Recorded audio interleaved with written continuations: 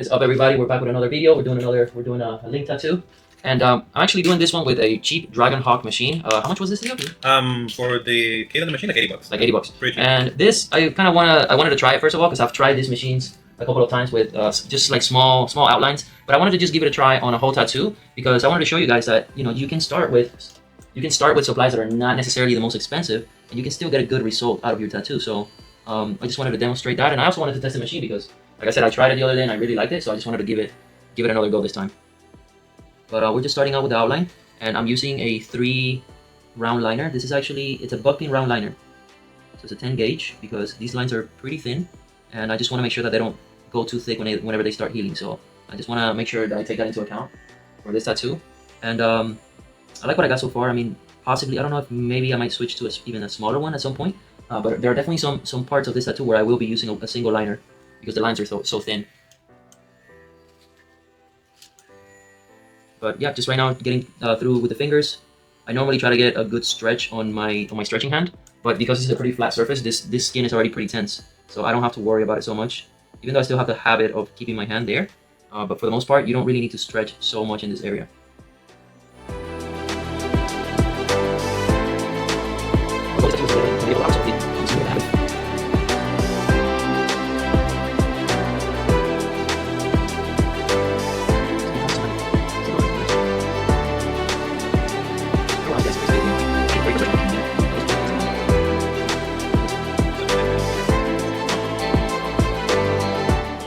Okay, so for this one, I decided to keep a white rim around the character because we're gonna have purple in the background.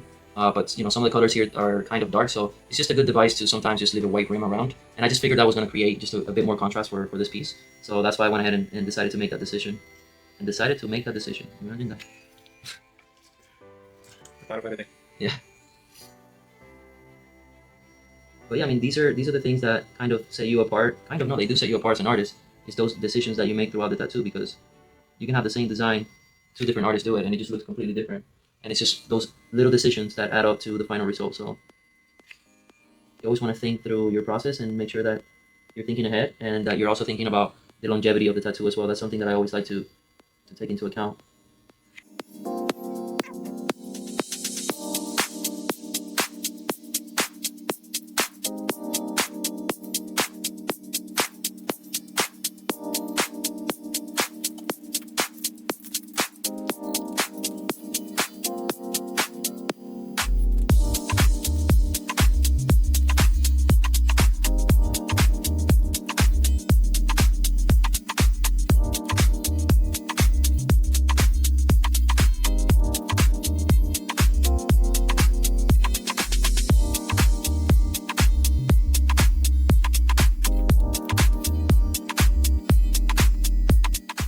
So right now I'm working with a single needle, and this needle in particular, you have to be really careful because it almost cuts through the skin. Because of how sharp it is, you're only working with one needle. So when I'm using this needle, I tend to just slow down my machine. Usually I'll bring it down about 1 bolt. So let's say with the other needle I was working at 9.5.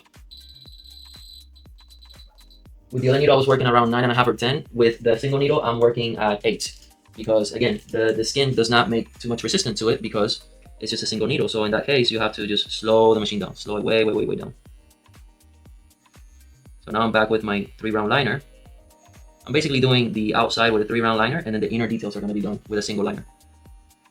And I'm using, again, the buck pin round liner because this tattoo is so small that I know if I use the regular 3 round liner, those lines are going to spread a little bit too much for my liking. So this is just a perfect size. When I use, for my round liners, I try to keep them very small. The biggest one that I use is a 5. And I rarely use the 5. I prefer to, instead of using a big round liner, to do 2 parallel lines and just fill in the middle. Why? Because it makes the lines way more crisp that way. The big needles, what they tend to do is they make the lines kind of blow up over time. But with the small 3s, you can do very precise, very sharp edges, and then you can just kind of fill in the middle with either with a round shader or a magnum, just depending on the width of the line. So yeah, that's kind of the plan for now. I'm just gonna keep going with these lines. And to do these lines, you have to just slow down, take your time. You guys can see how slow it is to make 1 full line. I usually take my time, I hold my breath, and I do 1 little stroke at a time. You want to make sure that your fingers are anchored to the skin. And you want to make sure that the middle finger is right under the machine like this, because this is what's going to control the needle depth. A lot of people, especially when they're starting out, they have problems with the depth of the needle, and that is the best way to have that kind of control. What you don't want to do is you don't want to have your hand just kind of floating in space, or just have one finger and then your hand floating around it. You kind of have you gotta find your own comfort of how it works. But essentially, these 3 fingers, they're going to be anchored to the skin all of the time. The moment that you lose that anchor, you gotta stop the machine and you have to re-anchor and do it again.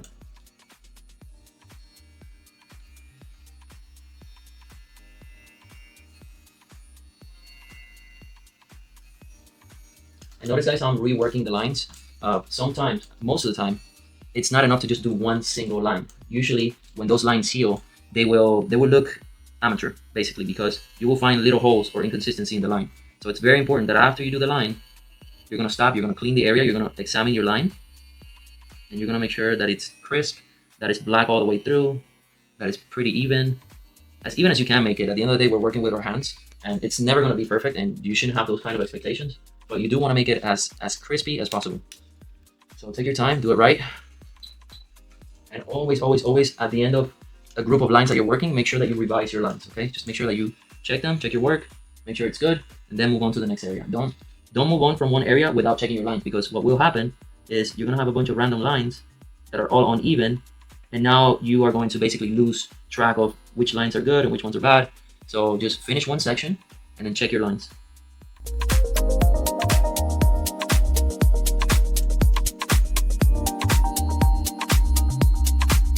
Notice how I'm taking my time, especially in these areas where there's a lot of details. You want to make sure that you're getting those drawings right.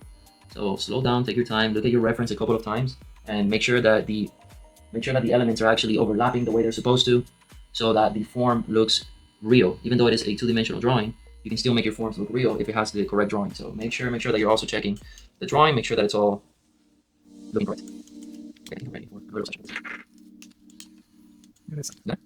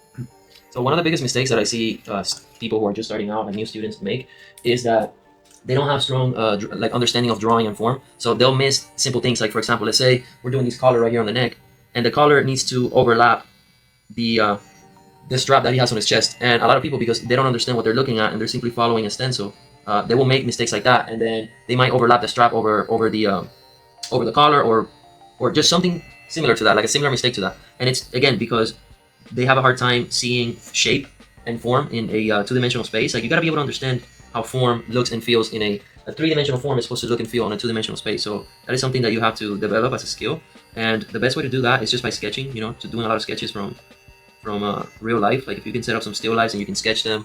Also, there are a few disciplines that teach that as well. So, like, when I was in college, I used to have, even in middle school, I actually did a class about that too. It was technical drawing, and it showed you how to draw three-dimensional shapes in a two-dimensional plane, and how to look at these shapes, how to basically draw the shapes two-dimensionally from every single angle. And that little training helped me so much because it helped me really understand how things are supposed to look. So that's something that, you can tell when somebody's a good artist, because, or not when somebody's a good artist, but when somebody has that type of training, you can tell right away because they don't make those basic mistakes. So make sure that you're working on your drawings.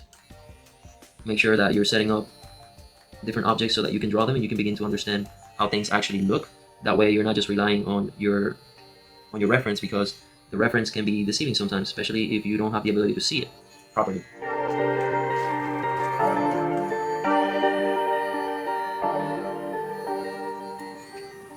But especially now with AI and things like that, so to bring your reference and something in, it doesn't make sense. Yeah, it happens a lot. It happens a lot with AI where we'll render an image, and obviously there are mistakes, and you can tell when the people don't really have any drawing skills because they'll leave the mistakes right as they are. You see it all the time in tattoos nowadays. I actually just saw a post about that the other day. The guy, it was a guy who was reacting to a video. It was a video of a guy who was drawing a Super Mario, and he had like 5 fingers, like 6 fingers on one hand. On the other, he had one leg that was backwards. And the guy's like, oh no, he's gonna see it now. He's gonna see it now when he's next. Like, nope, he didn't see it. Okay, he's gonna see it. He's gonna see it right before he tattoos it. Nope, he didn't see it. And then you see the tattoo completely done. It was a fresh tattoo, and the guy knew how to tattoo. It was obvious that the guy had tattooing skills. Because you can learn how to use the machine, you can learn how to use the tools. But that is a completely separate skill that needs to learn. And Super Mario had 6 fingers, and he had a leg that was literally backwards, like facing backwards. And the guy completely missed it. And the funny thing is, he was just showing it off online, making his content, doing his tattoo. It happens. But it does. So you're right, guys. Look at your references. Make sure to look at the fingers. Yeah, for sure. And I made mistakes like that as you I remember one time, I got this tattoo from, I was at a convention, and there was this guy who came up to me. He's like, oh, I want you to do this tattoo. And I was like, this tattoo looks familiar, but I'm not sure where I've seen it before. It was a picture of a tattoo, but he wanted it was a color tattoo, he wanted it in black and gray. So I was like, you know what, I'll just do it. This is just a quick tattoo convention, whatever. It turned out that it was a tattoo from a really famous artist, Jesse Smith. And somehow I didn't realize that it was missing an arm, or something was missing out of the drawing. I just completely missed it. So that happens, especially when you're starting out. The most important thing is to start out. You don't want your lack of skills to hinder you or to impede you trying. You are gonna make mistakes, and that's totally fine. I'm just trying to do my best to make you aware of the things that you have to learn, so that you can take note and that you can go and learn them. And if you want to learn them from us, we have an online tattoo school. We are creating a series of courses that you guys can get access to. You get lifetime access, one single payment. It's not a membership, and you get full access to the courses. You get access to a community. It's a private community where we all get together every Monday and we do live Q&A. So we take care of. It's essentially what we're doing, live classes, and we also answer questions for our students. So you can go in there and check it out, and hopefully, if it seems like a right fit for you, you can join our community. I wish I had courses when I was figuring all this stuff out. I had to basically piece everything together from watching.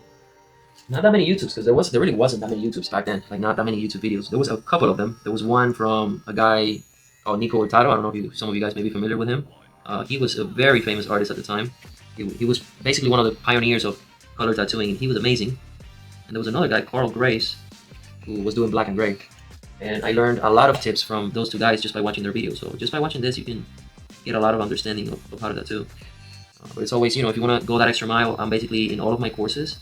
I'm basically kind of fast tracking and giving you all the information that you need to go from the basics all the way to the most advanced tattoo, so that you have all the information that you need. So if you want to save yourself some time, you can go the faster route, or you can go the slower route. Either way, you're gonna get there as long as you're persistent. I wanted to ask you earlier, when you were making the design, you chose purple as the background color. Any specific reason or any thought process that made you take that decision specifically? For the purple? So I actually started out with a different color, I think. Usually what I do is I like to find colors that have a lot of high contrast with my foreground, especially because I'm creating something that's really graphic. So I'm not looking for realism. I don't necessarily need to have a sky in the back because of the design that I'm doing. And in this case, usually what I do, which is what I did with this one, is I will just pick a random color, and Usually I'll try to do like an educated guess of like what color is gonna go well with what I'm doing. But then I'll basically go through all the different colors and I'll see what it actually looks like. So I'll push the design further back just to make it like a thumbnail, and then I'll see what color looks the best. And the criteria that I'm using is just contrast. So in this case, like he has a lot of blue and a lot, he has some blue, and he has green in the design. And I just know that purple goes really well with green. I try to go to the opposite side of the color wheel, but not necessarily right across from the color wheel. Because if I would have gone right across, I would have picked the red. But that is too much contrast. So usually you can just like skip a couple of colors to either side of the color wheel, and you can get something that has, you know, some nice contrast. So that's how I go about it, especially when I'm, like I said, when I'm creating something that's more on the graphic side, and what I'm looking for is just contrast. And I usually do. I structure my tattoos in that way. Intentionally. I prefer doing that than creating images that are more realistic, simply because analogous images just don't look that well on skin over time. I prefer having either analogous or monochromatic images. They just heal too monochromatic. They look too homogeneous on the skin, you know. Just especially because I'm always trying to think about what something's gonna look like from close up, but also what something's gonna look like from far away. And usually when you create an image that is analogous in color, and you look at it from far away, it literally looks like you're looking at a block of color. You're looking at a big block of green or a big block of red or whatever the color may be. Even if there are nuances in the piece, when you look at it from far away, it just looks like a big spot of the color that you chose. So that's why I prefer changing and having different colors in my pieces. That's cool. So you're thinking about how it will heal and how it looks small and big. Yeah, I'm thinking about how it will heal and how it will look in both perspectives, from close up and from far away. Exactly. Those are probably two of the main criteria that I have when I'm creating a design. How's it gonna look from far away? Does it have enough detail for the tattoo to actually look good? Because you can also make a tattoo that's too bland. So it's gotta have the right balance, the right amount of detail.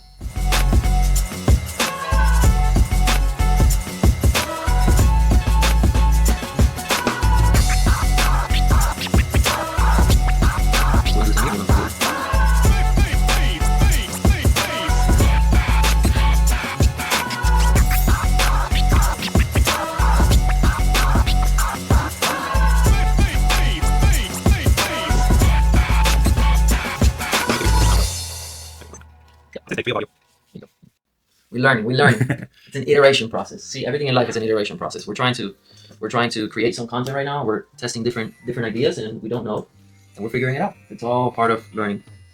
You gotta iterate. You gotta try. Even if you don't know, you gotta try. And then little by little, you learn along the way.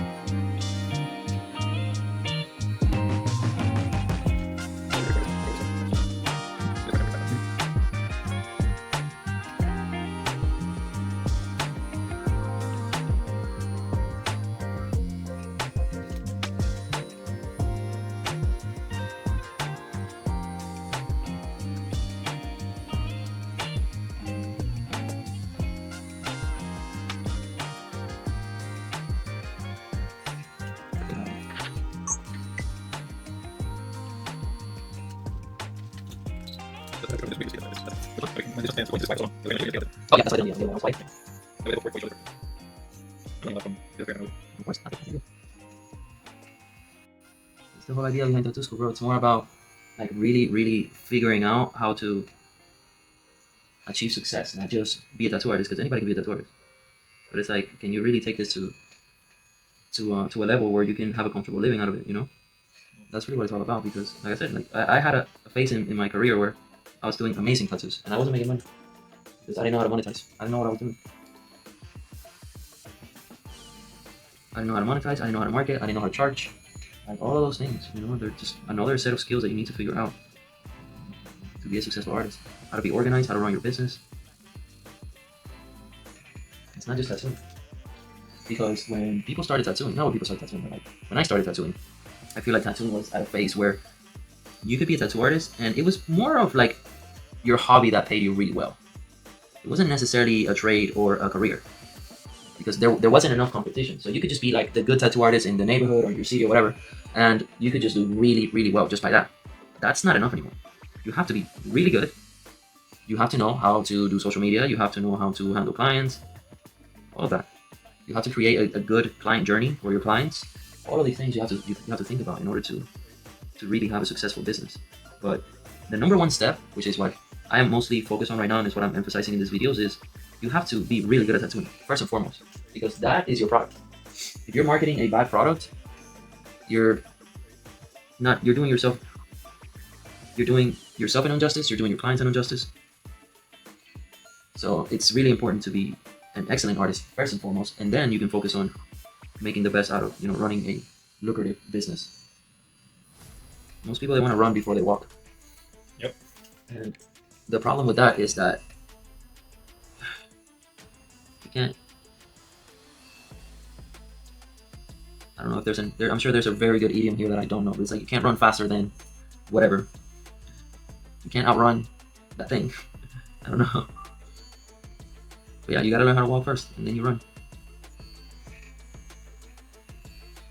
Something that I hear often is that we are as strong or as fast as or slow as a weaker part. I feel like a part of us could be like, oh, I know a little bit and I'm gonna run and go to the next step, instead of letting all the knowledge really sink in and catch up, and feel like, oh, like I actually know this.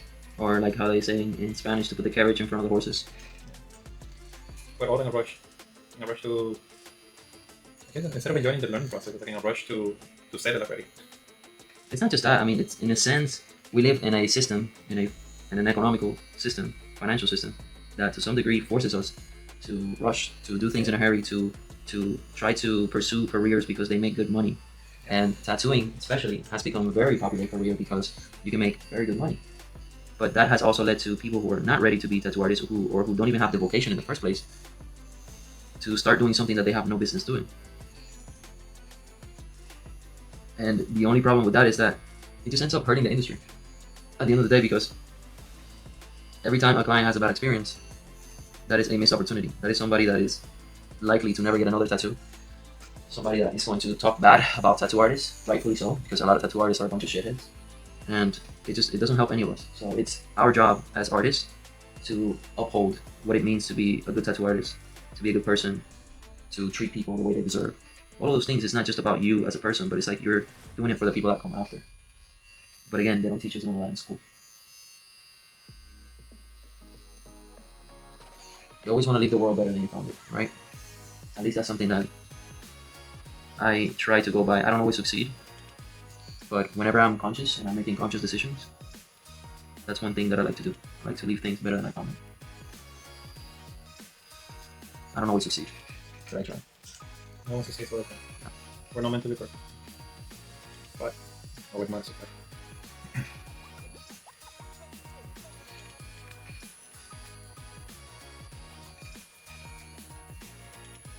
Yeah, it's definitely everybody's job. If you want to be part of this craft, it's your job to give people a good experience for you and for your fellow artists, so that we can all have a career and a trade that we can use in order to feed our families. Because if this thing dies out, it's back to a 9 to 5. Because most of us are a bunch of college dropouts. I personally am a college dropout. This is what I know how to do. And if I wasn't doing this, I would probably be working at a 9 to 5 somewhere, at a dead-end job that I hated, at a customer service job, like I used to have before I started tattooing. So we can't take for granted what we have. Literally, tattooing has become a gold mine for artists. Not just tattoo artists, but just artists in general. Like, so many people are just flocking to the industry from other mediums because of how well it pays. And like I said, we have to protect that, because that is sacred. And it was not always like that. Tattooing used to be a very small subculture.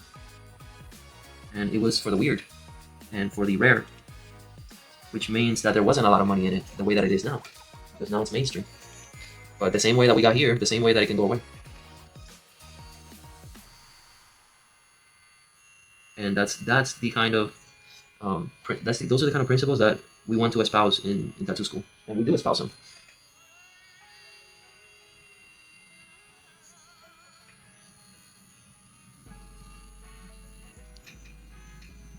This is looking really cool.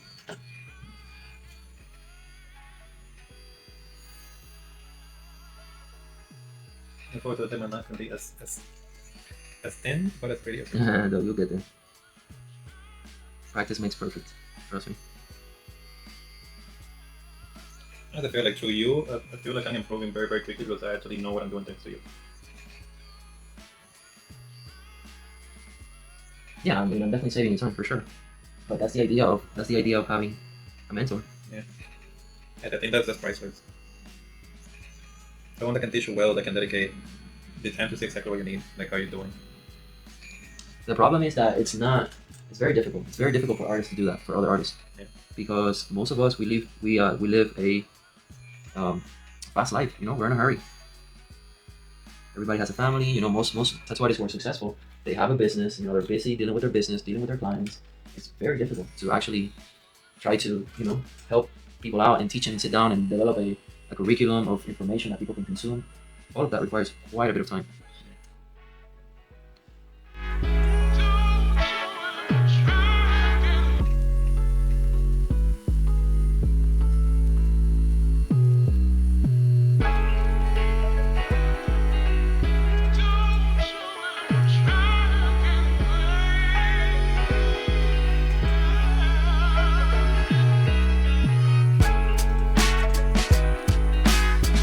Should I do that? With the eyebrows overlapping the hair? Seems kind of weird. No, we don't have to do that. Right? Just hide it, right? No, that's the style from cartoons. I'm not sure. Okay, yeah. Doesn't make a lot of sense.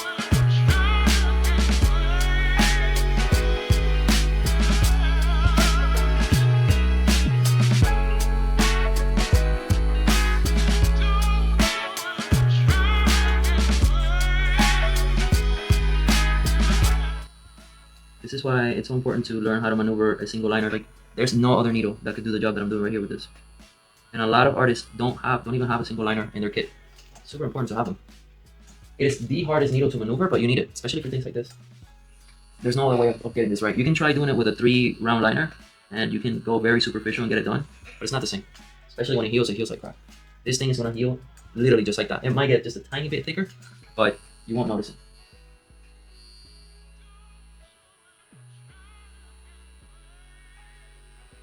And it's the only way of getting those super sharp edges.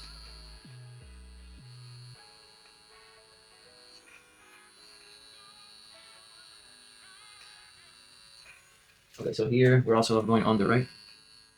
Yeah. Let me know how you're able to put on the other camera. Yeah. We're gonna do the next section right here. Okay. Work that. Okay, I'm ready. Doing how you're thinking for take 4.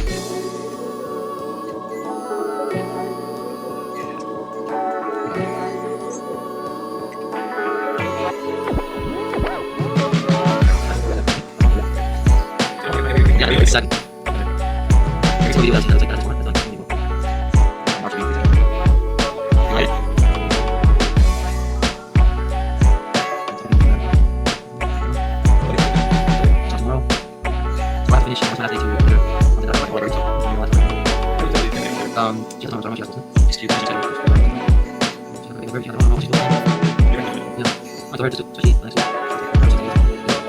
I like food each of the videos.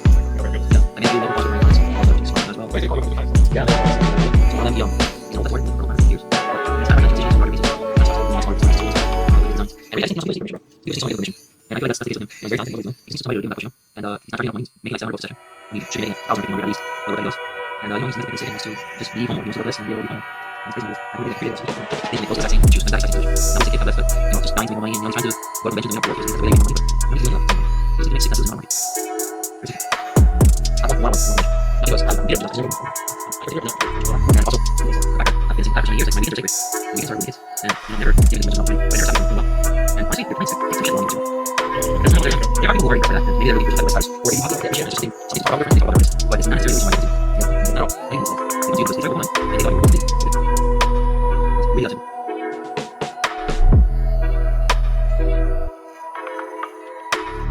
So switching back to the one, so it's details inside sword.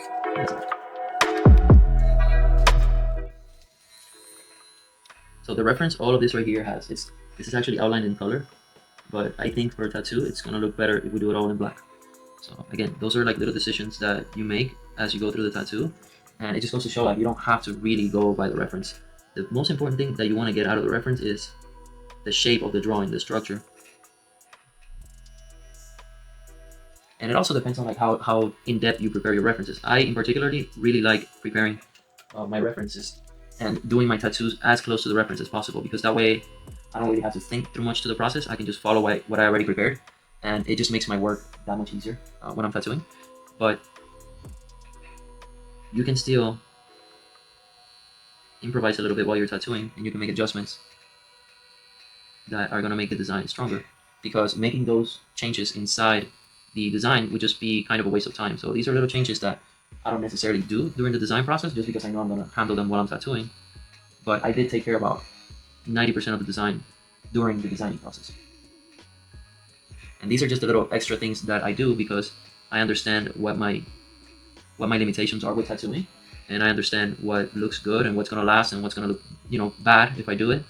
Just from having done so many tattoos and having seen pieces come back when they're healed, and you know, all of those years of experience and observation have allowed me to almost have these like bank of rules that I like to follow to make sure that I get strong result every time.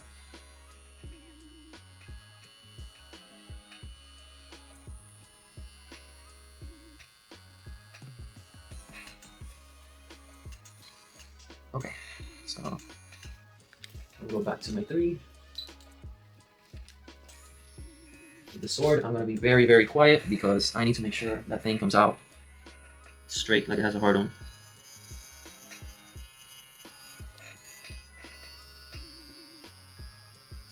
I did a sword up one time on a girl on her chest and it came out bent. It was so embarrassing. Did she notice? Yeah, she noticed. I mean, there was nothing we could do. She loved the rest of the tattoo, and it wasn't so terrible, but it wasn't ideal. Let's just say. She kept her bent sword. I may have given her money back or something. I don't know. I know I did something for her. I was so embarrassed, but you know, it's just one of those things. Like, it was in an awkward place, and I should have not done it, and I just didn't know any better, and I just made that bad decision. I made a mistake. Yeah, how did you do so on the chest? Exactly, I shouldn't have. Yeah, that sounds. But like I say, you're doing your. Yeah, the thing about it is, the moment that I put the stencil on, the stencil came out bent, and I didn't realize it. Oh. You know, it looked straight, but when you looked at it from afar, it had a slight curve to it.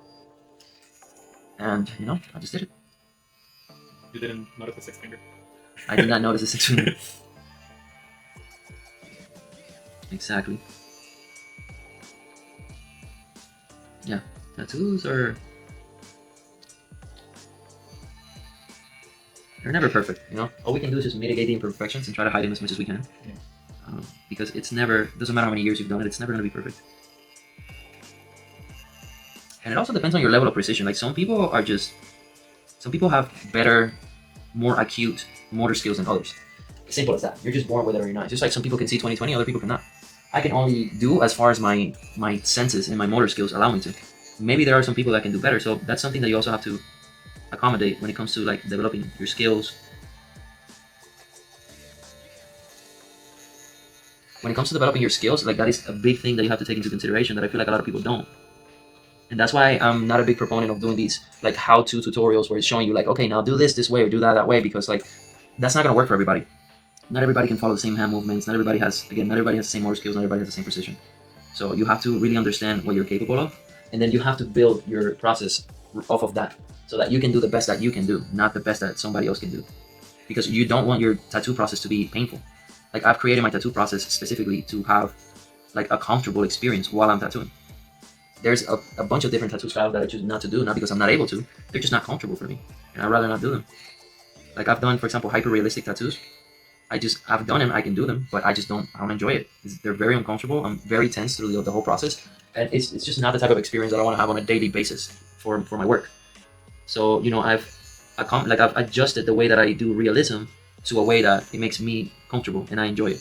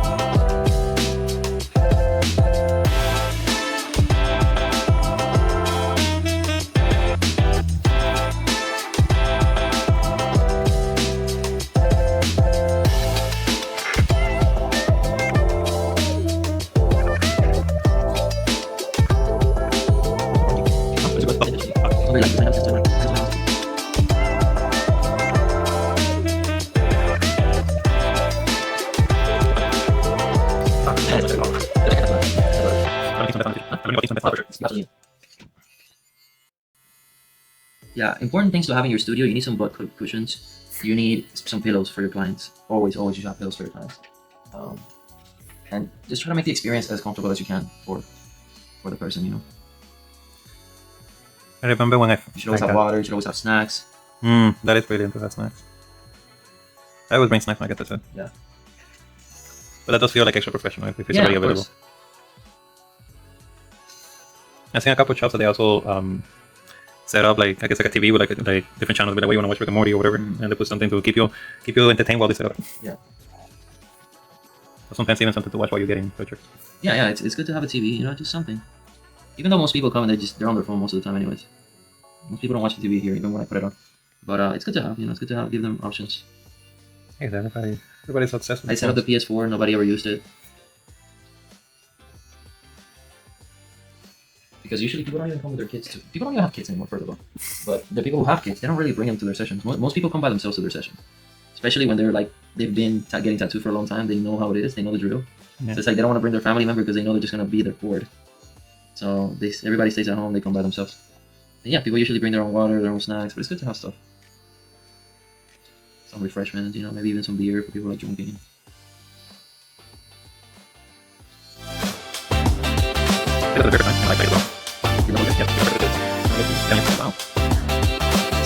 I was my first college in Bobby. Did you like no, we at school. I was dating we had a different for a while. I got into what did you know?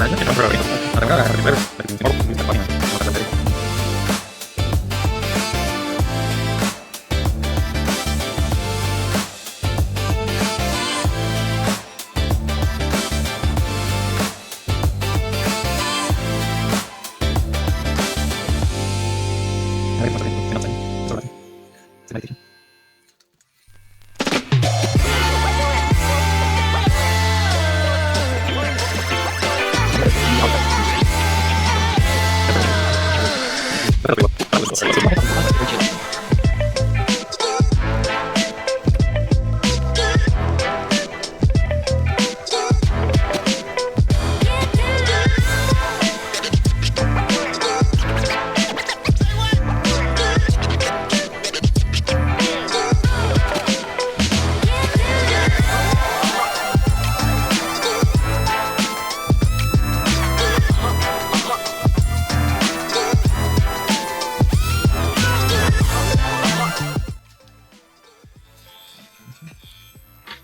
So now I'm gonna start working with my colors, and like I always do, and I always tell you guys, you want to start with your dark colors. So my darkest color in this piece is, other than black, is blue. Well, we're putting in this dark blue, and then we'll start transitioning into my lighter values.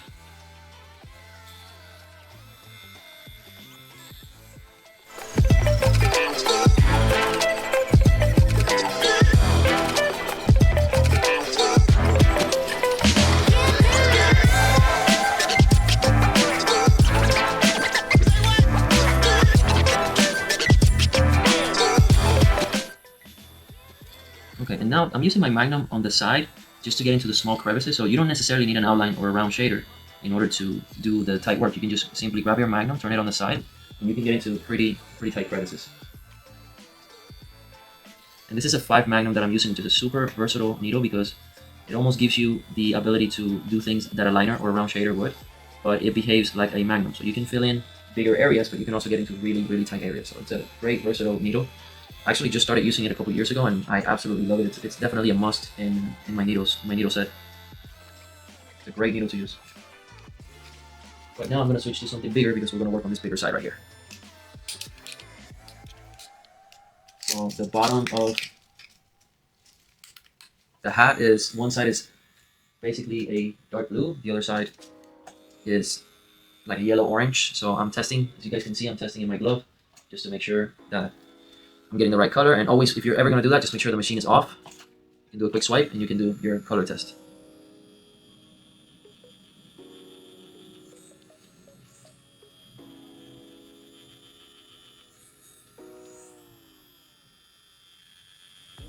Okay, and I'm slightly working it in.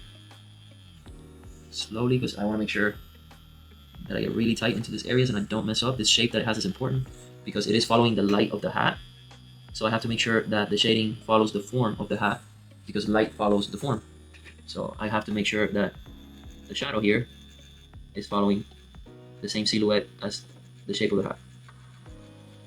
I'm being super careful. And just turning my needle on the side. Just taking my time. I can speed up later, but right now I just need to slow down. And make sure that I get that section right.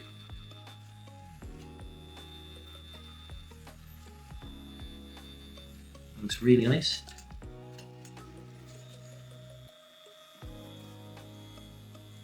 Again, I'm just taking my time. I'm running the machine very slowly.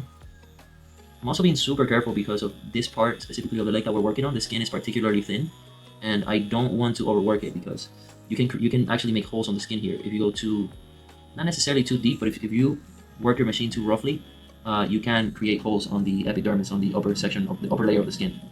So this is a great time to just be patient and slow down.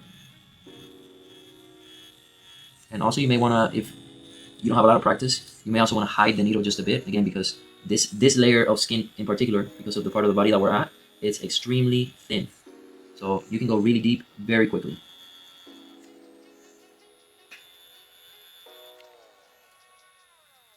Now I'm tilting my needle to the side just to make sure that I get that edge.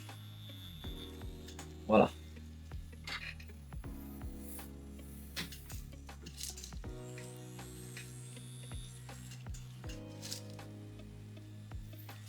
So I want the bottom of the hat to have a more like a cooler feel to it. So I think I'm gonna start transitioning now to a more of a mid blue. So right now I'm using a dark cool green. Now I'm gonna transition to a more of a mid-tone, mid value. But it's gonna be more of a, almost like a green blue, or some people would call it teal. Because you wanna make sure, even though you're working on this piece specifically, it's a two-dimensional piece, you still wanna have some nice gradients into the piece, because that just gives it more dimension, and it just looks better overall when it has gradients on the elements.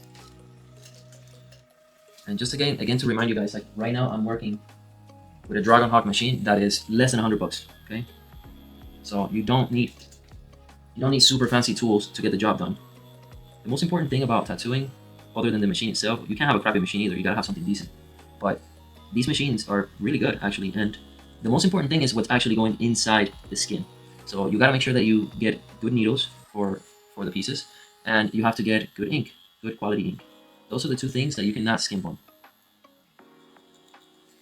But I highly recommend people to get a lower grade machine and have multiple machines rather than having like a really nice machine, but you only have one, because machines do break. It happens all the time. Even the fancy ones, they break. And you can't have a machine that breaks in the middle of the tattoo and you don't have a spare one. So you want to have a couple of machines ready at your disposal just in case that one breaks. And even the fancy ones, when they do break, you have to send them in, you have to get them serviced, and sometimes it takes quite a bit of time. It's not always fast. So it's better just to have a few. You can have a nice machine. I have some nice machines, but I do have a few machines that are just economical, and I have a bunch to spare, just in case something goes wrong. I always have something that I can rely on.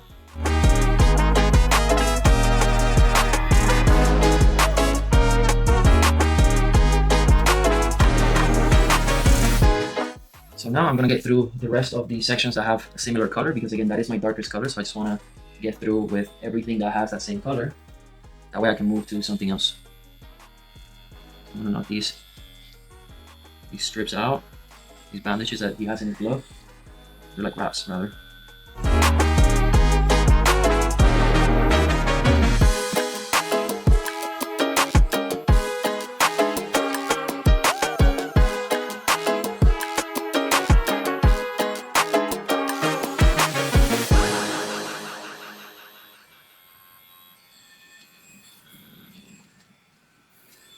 This color that I'm going to use right now, I'm getting a dark blue and a green, and it's giving me just like a really deep teal. I really like that color. It's like a nice shadow for the green clothing that he has on. So just a nice little shadow color. You wanna remember that usually the shadows, they do tend to be a little bit cooler. So it is normal to see a piece of clothing or just an object in general that has, if their local color is green, the shadows are going to tend to be more on the blue side. So just keep that in mind, that colors and the shadows, they do cool.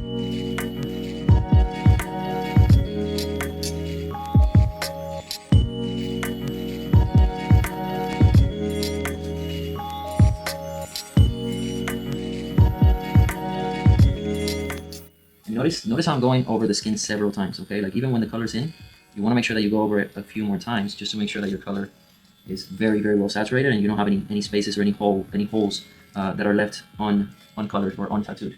So just do a few quick passes, and then once you feel like you have most of the color in, just lightly give it another pass, and that's going to make sure that you have a solid saturation.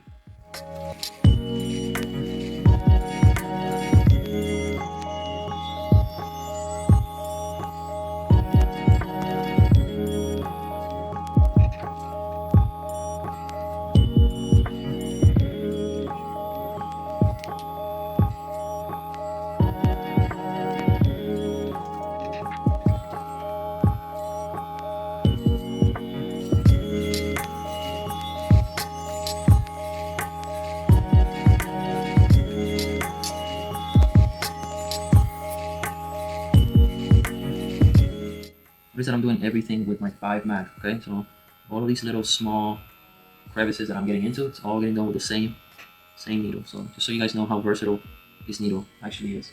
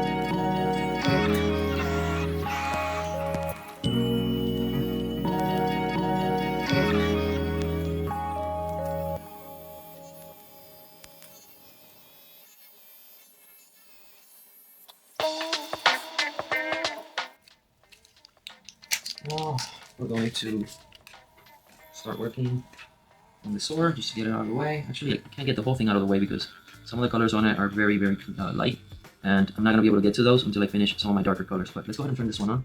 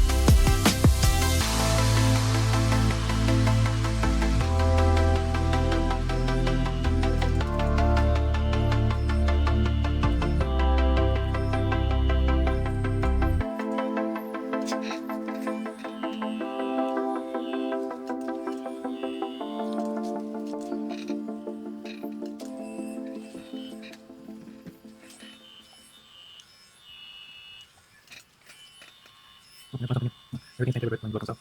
So no afectado en white. Yeah, shall we? El ojo es porque no lo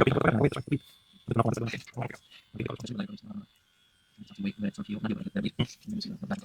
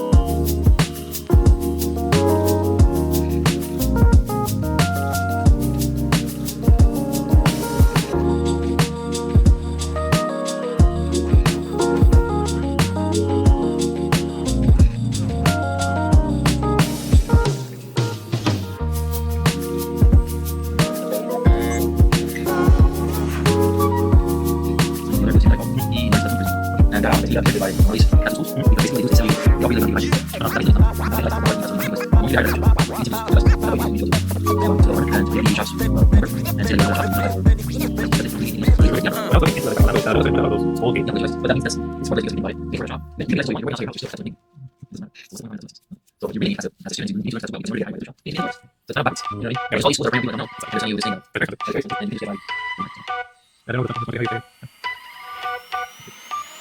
Said I'm taking big shots, just stop where I'm driven, no pit stops. This hot, I ain't playing like a 6 spot. Pissed off, thought I told him it's a chip shot. I ain't missing cause you know I'm taking big shots. Just stop where I'm driven, no pit stops. This hot, I ain't playing like a 6 spot. Pissed off, thought I told him it's a chip shot. I ain't missing cause you know I'm taking big shots.